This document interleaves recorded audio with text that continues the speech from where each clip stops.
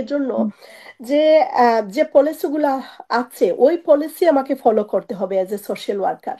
আমার মনে হুম, হয়েছিল যে আমার কালচার, আমার কমিউনিটিকে যদি আমি তুলে ধরতে না পারি, তাহলে যে পলিসি আছে সেটা তো আমার কমিউনিটির সাথে যাচ্ছে না। এটা আমরা বুঝি, কিন্তু মেন্টালি যে টর্চার গুলা করা হয়, আপনি এনএইচএস এর কথা বলেন, ওখানে নারীদের যে অনেক অসুখ আছে সেটা নিয়ে গবেষণার জন্য যে পয়সাটাও কিন্তু নাই, এটা কেউ হুম, ভাবছে না, বলছে না। আমি গ্রামের বাড়িতে বড় হয়েছি, আমি খুবই ছোট্ট একটা বক্সে ছিলাম আর কি। আমার বাবা আমাকে জয়েন করার জন্য ইংল্যান্ডে আসলাম ম্যাট্রিক পরীক্ষার পরে টিনেজার হিসাবে। আমি বলবো যে আমার খুবই সৌভাগ্য, আমি পুরুষ হিসাবে যে পুরুষকে আমার জীবনে প্রথম পেয়েছি উনি হচ্ছেন আমার বাবা, আমার নানা। এই দুই ব্যক্তি আমাকে যতটা সহযোগিতা বা সাপোর্ট করেছেন, কখনো আমি বুঝতে পারিনি যে আমি একটা মেয়ে অথবা নারী বা এখানে আলাদা কিছু আছে। আমি নিজেকে মানুষ হিসাবেই মনে করেছিলাম। যখন আমি ইংরেজি জানতাম না, একটা শব্দও জানতাম না, আমি গ্রামের বাড়িতে পড়াশোনা করে এসেছি ইংল্যান্ডে। ইংল্যান্ডে আসার পরে আমার বাবা একজন কমিউনিটি বা সোশ্যাল ওয়ার্কার হিসাবে যখন যেখানে মিটিং এ গেলে আমাকে সাথে নিয়ে গেছেন। আমার ছোট দুইটা ভাই, ইমিডিয়েটলি ছোট যে দুইটা ভাই, ওরা এবং আমরা তিনজন প্রায় সময় আমাদের বাবার সাথে সাথেই থাকতাম। এগেইন আমার বাবা সবসময় আমার দুইটা ভাইকে যেভাবে যতটা যখন গুরুত্ব দিয়েছেন, আমাকে বড় মেয়ে হিসাবে বা বড় সন্তান হিসাবে আরো একটু বেশি গুরুত্ব দিয়েছেন। আমি যার জন্য কিন্তু ছেলে আর মেয়ের যে পার্থক্য আমি কিন্তু বলে গিয়েছিলাম। যেহেতু আমি বাংলাদেশের একটা গ্রামে বড় হয়ে এসেছি, আমি বক্সের মধ্যে ছিলাম বলেছি, যেখানে আমার কোনো নলেজই ছিল না দুনিয়া বা বিশ্বের কোনো আইডিয়াই আমার ছিল না। আমি তখন মনে হয়েছিল আমি কনস্ট্রাকশন পড়তে চেয়েছিলাম, যাতে আমাদের বাংলাদেশি মেয়েরা সবকিছু করতে পারে ওইটা প্রমাণ করার জন্য। হুম, কনস্ট্রাকশন আমি ডিপ্লোমা করলাম ইংলিশ শেখার সাথে সাথে। তখন আমার বাবা মাকে বলেছিলেন যে মা, তুমি তো কমিউনিটিতে কাজ করছো। আমার বাবার সাথে আমি কমিউনিটিতে যতটা পারতাম সহযোগিতা করতাম। আমি 90-এর প্রথমের কথা বলছি।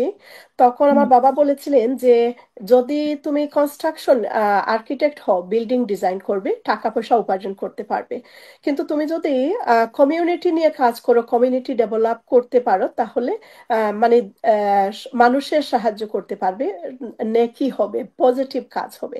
ওই থেকে আমার কমিউনিটি ওয়ার্কের দিকে ইন্টারেস্ট বা আগ্রহ। কমিউনিটি ওয়ার্কে এসে যখন দেখলাম যে শুধু আমাদের বাংলাদেশি নারী না, আমাদের বিশ্বের প্রত্যেকটা জায়গায় কিন্তু নারীরা নির্যাতিত হচ্ছে।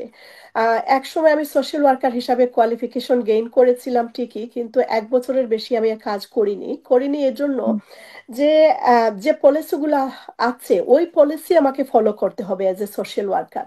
আমার মনে হুম, হয়েছিল যে আমার কালচার, আমার কমিউনিটিকে যদি আমি তুলে ধরতে না পারি, তাহলে যে পলিসি আছে সেটা তো আমার কমিউনিটির সাথে যাচ্ছে না। এই সূত্র থেকে আমার রাজনীতিতে আসা। আমি খুব হুম, চেষ্টা করছি আর কি যে সময় যাতে বেশি না নেই। আমার আরো দুই কলিগস আছেন, ওনাদের কত আমারও শোনার আগ্রহ আছে।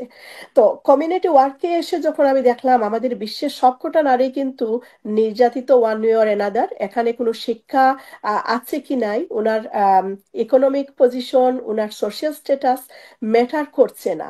প্রচুর মহিলারা নির্যাতিত হচ্ছেন লাভড ওয়ানের মাধ্যমে, বাসায় নিজের বাবা, ভাই, বোন, ইভেন মেয়েরা মেয়েদেরকে নির্যাতন করতেও কিন্তু ছাড়ছে না, সেটা হতে পারে ফ্যামিলির মেম্বার অথবা বাইরে। যখন দেখা যায়, আমরা একসময় মনে করতাম আমি নিজেও যে রাজনৈতিকভাবে কিংবা সমাজে আপনি প্রতিষ্ঠিত হয়ে গেলে আপনার আর কোনো সমস্যা নাই, আপনি যা ইচ্ছা করতে পারবেন, এটাও কিন্তু হুম, ঠিক না। বাংলাদেশে আমরা দেখেছি নারীদেরকে ক্ষমতায় আমরা যেতে দেখেছি, তার মানে কি বাংলাদেশের নারীরা সব পেয়ে গেছেন? অবশ্যই না। অনেক সময় দেখা যাচ্ছে আমরা একদিক দিয়ে সুযোগ সুবিধাগুলা পাচ্ছি নারীরা ঠিকই, বাট অন্যদিকে দেখা যাচ্ছে কন্ট্রোল করতেছে পুরুষরা। যে পলিসিগুলা তৈরি করা হয়েছে পুরুষদের মাধ্যমে, এখন ধর্ম বলেন, কমিউনিটি বলেন আর রাজনীতি বলেন, যতক্ষণ পর্যন্ত আমরা মেয়েরা পলিসি মেকিং এ ইনভলভ না হব, আমরা সত্যিকার অর্থে ইনফ্লুয়েন্স করতে না পারবো, মেয়েদের অধিকার কিন্তু আদায় হচ্ছে না।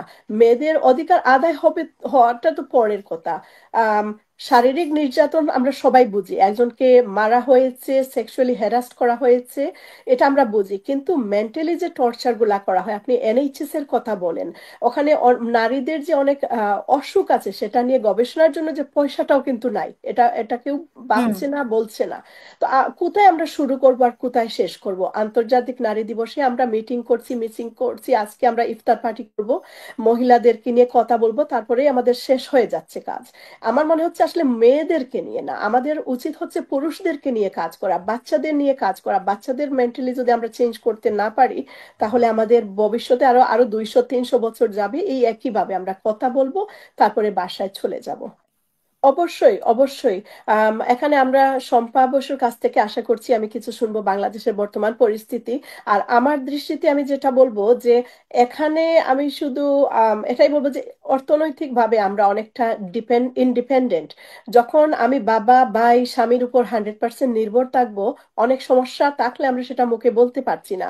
বাংলাদেশের অবস্থা করুন এই জন্যই যে যেখানে মেয়ে যদি একটা নারী যদি ইন্ডিপেন্ডেন্ট স্বাধীন না থাকে, অন্ততভাবে অর্থনৈতিকভাবে, সে স্বামীর বাড়িতে সমস্যা হচ্ছে, সে যে বাবার বাড়িতে যাবে বাইয়ের গাড়ে তাকে উঠতে হচ্ছে, এবং তখন বাইয়ের ওয়াইফ বলেন আর বাইয়ের মানে অন্যান্য ফ্যামিলির সদস্যরা ফ্যামিলি মেম্বার। তাকে তখন পজিটিভলি গ্রহণ করছে না। এই মেয়েটার যদি অর্থনৈতিকভাবে নিজের উপর নিজে ডিপেন্ড করতে পারে, অন্যের উপর ভরসা না করে, তখন সে স্বাধীন হতে পারছে। জি। সো আমি অর্থনৈতিক, আমি আমার মনে হয় অন্য কাউকে আপনি বলার সুযোগ জি, দিন, আমি আর অসংখ্য এবারে ধন্যবাদ।